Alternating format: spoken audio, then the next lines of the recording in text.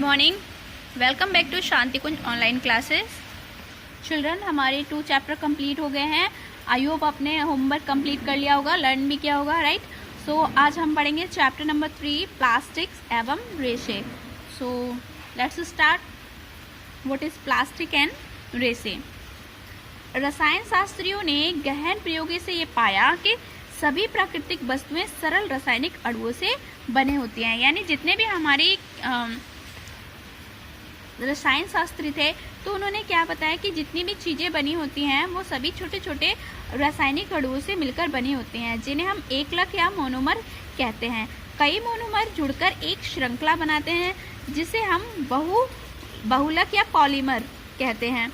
सभी बहुलकों में कुछ पदार्थ एक साथ जुड़कर बड़ी श्रृंखला में या बड़े अणु का निर्माण करते हैं। प्राकृतिक रेशा या बहुलक प्राकृतिक प्लास्टिक है, अर्थात उन्हें विभिन्न आकृतियों में ढाला जा सकता है। वह गुण जिसके चलते किसी पदार्थ को विभिन्न रूपों यानी आकृतियों में ढाला जा सके, उसे हम सुघट्य या प्लास्टिसिटी कहते हैं या कहलाता है, और ऐसे पदार्थों को प्लास्टिक कहलाते हैं। तो होता क्या है बच्चों कि एक छोटे से अणु से मिलकर, जिसे हम बोलते हैं मोनोमर, उसके बाद उसमें कई सारे अणु जब जुड़ते रहते हैं तो एक वो चेन की तरह बना लेते हैं, जिसे बोलते हैं बहुलक यानी पॉलीमर कहते हैं। और जब इसी तरह से बहुत सारे बहुलक जुड़ जाते हैं और फिर वो एक बड़े से अणु का निर्माण करते हैं, और इस तरह से बहुलक प्रकृति में प्लास्टिक के फॉर्म में हमें मिल जाती है। तो पढ़ते हैं प्लास्टिक के गुण। प्लास्टिक निष्क्रिय होती है। प्लास्टिक जल और वायु के साथ प्रतिक्रिया नहीं करती, यानी प्लास्टिक पे तो ना जल का कोई प्रभाव पड़ेगा ना ही वायु का। ये आसानी से क्षति भी नहीं होती है। यही इसका बुरा गुण है कि ये जल्दी से ख़त्म नहीं होती। यही कारण है इसका प्रयोग विभिन्न पदार्थों तथा कई रसायनों का स्टोर करने में भी किया जाता है। प्लास्टिक हल्की, मजबूत और टिकाऊ भी होती है तथा विभिन्न आकृतियों और आकारों में इसे ढाला जा सकता है। इसका प्रयोग विभिन्न कार्यों में भी होता है, बहुत सारे कामों में। आपकी डेली लाइफ में भी यूज़ करते होंगे, आप उद्योगों में, घरेलू में, सब जगह इसका यूज़ होता है। प्लास्टिक ऊष्मा और विद्युत का कुचालक होती है। यही कारण है कि इसका प्रयोग तारों के आवरण, पेचकस व हैंडल बनाने में भी किया जाता है, क्योंकि ये क्या करती है, हीट का अपोज करती है। जब आप खाना बनाने के बर्तन को पकड़ते हैं और आपने बर्तन को सीधे ही पकड़ लिया तो आपको गर्म लगेगा, है ना। लेकिन उसमें अगर हैंडल लगा हुआ है, फ्राइंग पैन का हैंडल हो गया जैसे, तो उससे आपको गर्म नहीं लगेगा।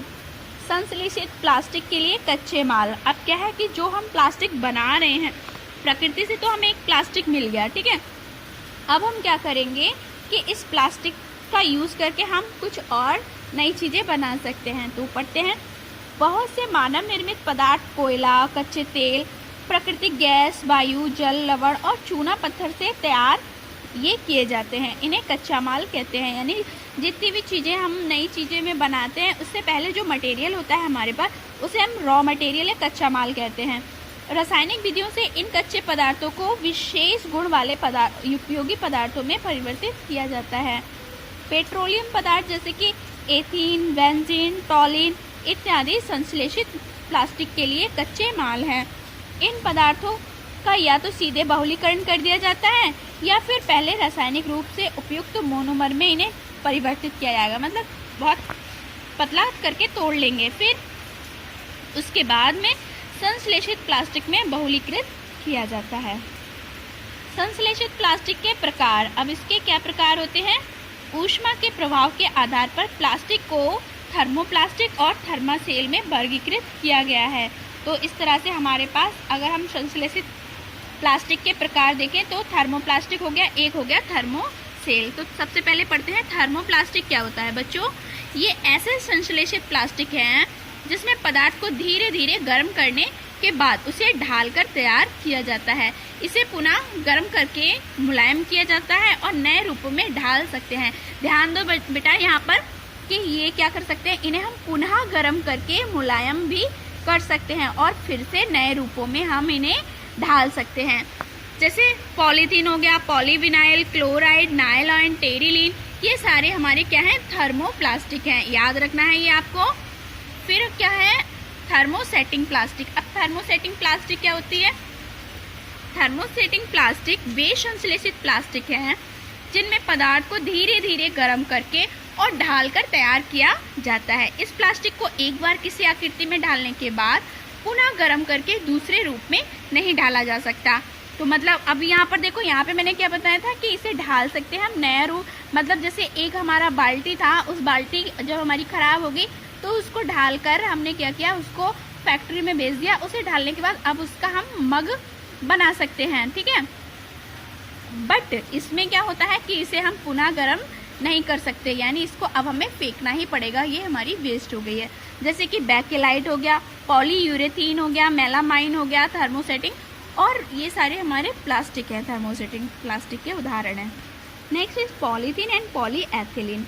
पॉलीथीन एक थर्मोप्लास्टिक है। अगर आप पॉलीथीन की बात करोगे तो ये क्या है, एक थर्मोप्लास्टिक है, यानी इसका रीयूज किया जा सकता है। इसे एथीन गैस के बहुलीकरण से प्राप्त किया जाता है। किससे प्राप्त किया जाता है? एथीन गैस के बहुलीकरण से प्राप्त किया जाता है, जो एक पेट्रोलियम पदार्थ है। तो ये जो एथीन गैस है, ये क्या है, एक पेट्रोलियम पदार्थ है। पॉलीथीन सभी ब्लाइट में अघुलनशील है, मतलब ये घुलती नहीं है, और प्रबल रसायनों द्वारा भी ये नहीं गलती है, अर्थात ये जैव अपघट्य नहीं है। ये कैसी नहीं है? जैव अपघट्य नहीं है। जैव अपघट्य का मतलब क्या होता है? जो घुल के उसमें मिल जाए, बट ये ऐसी नहीं होती है। यही रीज़न है पॉलीथीन पे हमेशा बैन लगा रहता है, क्योंकि ये हमारे एनवायरनमेंट को बहुत ही ज़्यादा प्रदूषित करती है। तो आपको भी प्लास्टिक का ना के बराबर यूज़ करना चाहिए। उपयोग, इसका प्रयोग लोहे या तांबे के सामान के लिए जंगरोधी आवरण के रूप में किया जाता है। जैसे आयरन पे बहुत जल्दी जंग लग जाती है तो उसके रूप में कर लिया।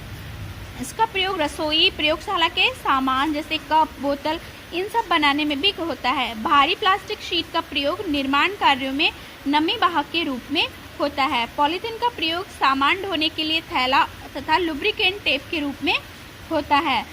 विद्युत तारों के लेपन में इसका प्रयोग होता है। पॉलीथीन पाइप का प्रयोग तेल और पानी जैसे द्रव्यों के परिवहन में भी होता है। पॉलीथीन का प्रयोग खिलौने बनाने में भी किया जाता है। आपने देखा होगा इन सारी चीज़ों को अपनी डेली लाइफ में, है ना, तो इतना ज़्यादा टिपिकल तो ये है नहीं, आप सबको याद हो जाएगा आसानी से। नेक्स्ट देखो पॉलीस्टीरीन। पॉलीस्टीरीन क्या होता है? ये एक थर्मोप्लास्टिक है। क्या है? थर्मोप्लास्टिक। थर्मोप्लास्टिक का क्या गुण बताया मैंने कि ये दोबारा से गर्म करने पर अपनी कुछ और नहीं बना सकता, दोबारा से इसे गर्म करके हम नहीं ढाल सकते। तो ये हो गया हमारा पॉलीस्टीरीन। ये पॉलीथीन का एक हल्का बहुलक है। किसका? पॉलीथीन का।